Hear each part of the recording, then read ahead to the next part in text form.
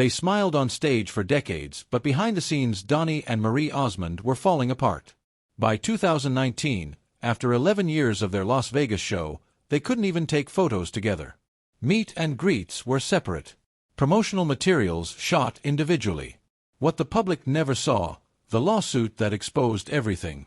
Accusations of greed, manipulation, and betrayal that tore apart America's most famous brother duo.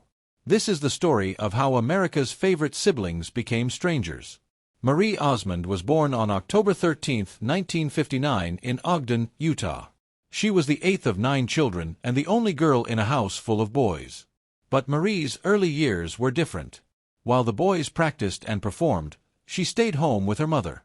Music was always in the background, part of daily life. Marie once said she couldn't remember a single day of childhood without music playing or being practiced. Even though she wasn't performing yet, the music soaked in. She had a special bond with Donny. They were always together, playing, laughing, and sometimes driving their mother crazy with their wild energy. The Osmond story, though, began with a painful twist. The first 2 children, Verl and Tom, were born with serious hearing problems.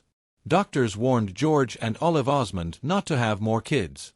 They even told them to send the boys to an institution, but Olive refused. She believed in something stronger than doctors, her faith. She homeschooled her sons and chose to keep growing her family. That decision brought 7 more children into the world, all of them with normal hearing. Ironically, it was Verl and Tom's hearing issues that pushed the family into showbiz. The boys started performing in 1958 to help raise money for hearing aids. What began as a necessity soon grew into something much bigger. Their father George ran the house like a drill sergeant. He had served in the United States Army and brought that same discipline home.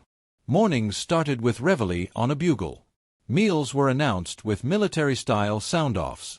If you were disrespectful, you got a spanking. But George's strictness wasn't without love. Donny recalled those early years as full of laughter.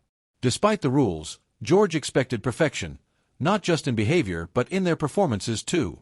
Every move, every note had to be flawless. The family business began small, with local church performances. Alan was just 8 when he started. Jay was only 2.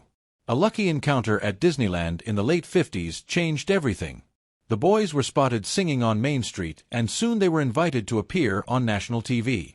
They joined the Andy Williams Show, and little Donny made his debut singing "You Are My Sunshine" at just 5 years old. Their success grew fast, but it came at a cost. Rehearsals replaced school. Touring took over childhood. But it worked. Financially, they thrived. At 13, Marie took a chance. She recorded a demo of Dolly Parton's "Coat of Many Colors." MGM Records liked what they heard and signed her immediately. She flew to Nashville and in her first session recorded 9 songs. Her focus and preparation amazed everyone. This was the beginning of her solo career. In 1973, when she was just 14, "Paper Roses" came out. It was an instant hit, #1 on the United States country chart, #5 on the pop chart, #2 in the UK. She became the youngest female country artist to debut at #1 in the United States. Her album followed and topped the country charts, proving she wasn't just a one-hit wonder. Marie followed that with more hits, "In My Little Corner of the World" and "Who's Sorry Now?" Then came the duet era. She and Donny teamed up for "I'm Leaving It All Up to You," which did well, and they kept recording together. Hits like "Morning Side of the Mountain" and "Deep Purple" kept them in the charts. Meanwhile, when Donny recorded "One Bad Apple" at age 12, something clicked. He stopped singing like a robot and started thinking like a musician. For the first time, he wasn't just repeating lines, he was feeling them. That small shift would turn him from a cute kid on stage into a serious artist. And that's when the chaos really began. By the early 1970s, Donny wasn't just famous. He was a full-blown teen idol. What people called Osmond Mania hit especially hard in the UK. Girls screamed his name, chased his car, mobbed hotels, and packed every venue he visited. It was so intense that Donny once had to hide under a restaurant table just to escape a stampede of fans. In 1973 alone, the Osmonds had 13 songs charting in the UK. It wasn't hype, it was hysteria. His concerts were so loud that the music got drowned out by screams. He even remembered playing in Nashville, where the fans were so loud it felt like the sound could crack the walls. Teen magazines couldn't get enough of him either. His face was everywhere, from Tiger Beat to 16. Girls adored him, and their brothers resented him. That mix of love and hate shaped Donny's life in ways most people never saw. While his fans screamed with love, the critics sharpened their knives. At just 15, Donny faced one of the harshest reviews in music history. Rolling Stone magazine said the worst day in rock was the day he was born. He never forgot it. He was still a kid trying to figure out who he was, and suddenly the biggest music magazine in the world was calling his very existence a mistake. It crushed him. Later, he called it the worst kind of bullying. It didn't stop there. In the 1980s, his name became a punchline in the music industry. When guitarist Phil Collen of Def Leppard played on Donny's album, his name had to be removed from the credits because no one wanted to be linked to him. Even after sold-out shows, newspapers tore him down the next day. That kind of contrast, cheers at night, insults in the morning, left scars that didn't fade easily. But the damage wasn't just emotional. It got physical too. One night in Manchester, Donny was walking into a hotel when a fan rushed him. She held a pen and an autograph book and came at him with full force. She didn't mean harm, she just wanted a moment with her idol. But when she hugged him, the pen jabbed straight into his eye. And right then, a camera flash went off. The light burned into his already damaged eye and left a permanent mark on his retina. He almost lost his sight. Donny still thinks about it to this day. The scar is still there, a reminder of how fame can swing from love to danger in a heartbeat. Yet instead of blaming the girl, he showed compassion. "She didn't know," he said. "She was just overwhelmed." Meanwhile, Marie's journey was also fraught with challenges. When she was just 15, she was already a star on the hit show Donny and Marie.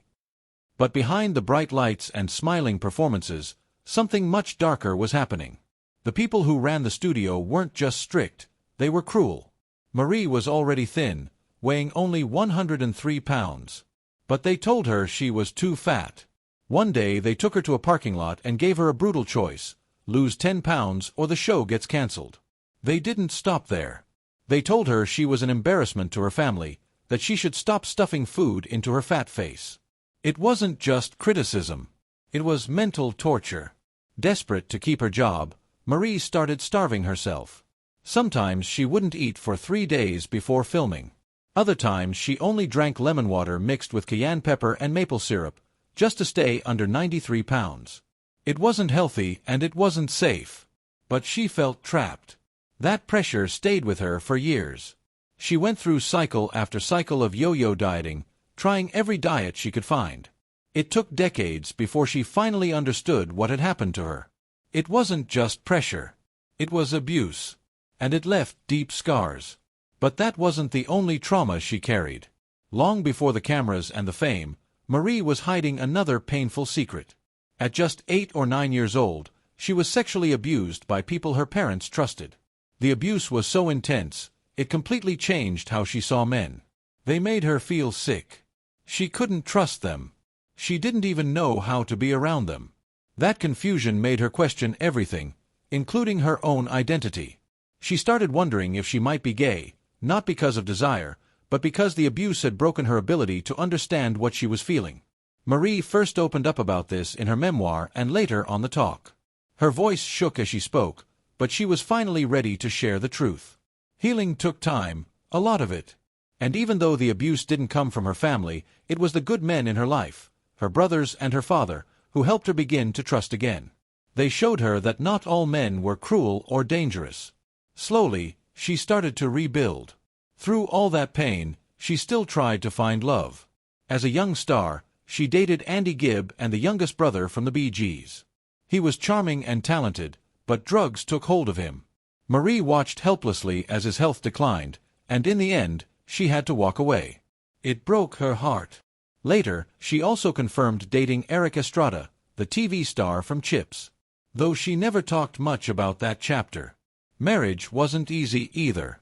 She married Stephen Craig in 1982, but it didn't last. They divorced 3 years later. In 1986, She married music producer Brian Blosill.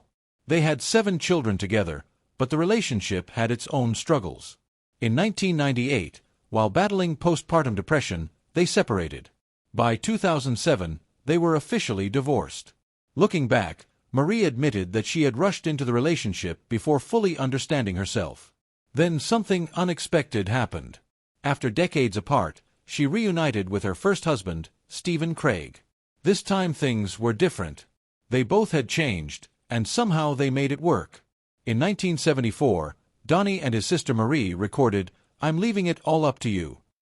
It wasn't a new song, but their version hit different. It had a soft country pop feel, and it quickly climbed the charts, reaching number 4 on the Billboard Hot 100, number 1 on the Adult Contemporary chart.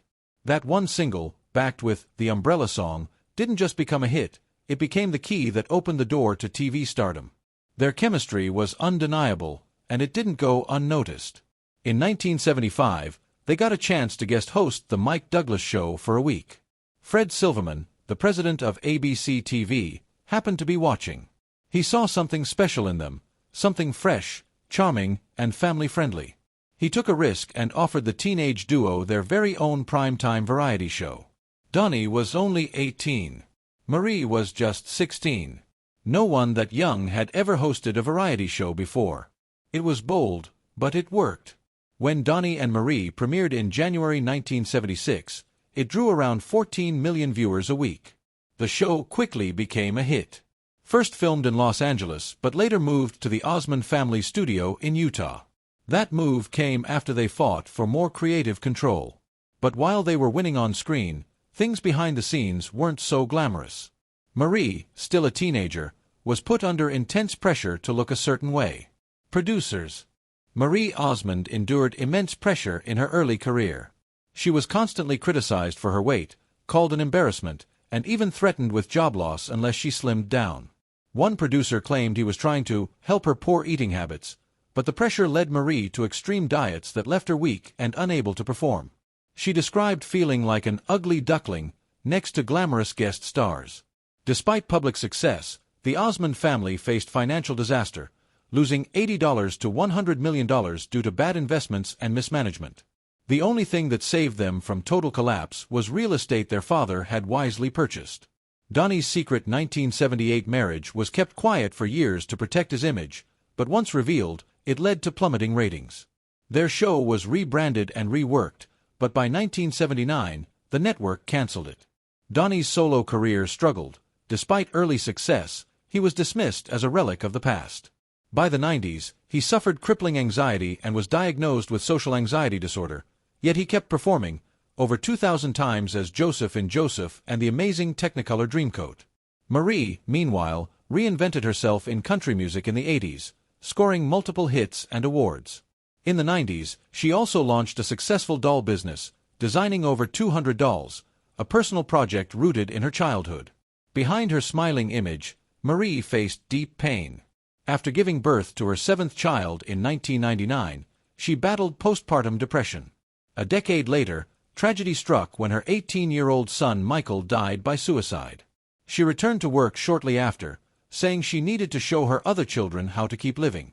When her daughter Jessica married a woman, Marie publicly supported her despite backlash, saying no one should be shamed for loving their child. In 2008, Donny and Marie began a 6-week Las Vegas residency that lasted 11 years. They performed 1,730 shows, drawing nearly 1 million fans. Despite the success, tension grew behind the scenes. Rumors swirled of a rift. By 2019, they ended the show, and Marie reportedly vowed never to perform with Donny again. Marie Osmond has faced loss, public judgment, and crushing pressure, but through it all, she chose resilience. Again and again, she chose life.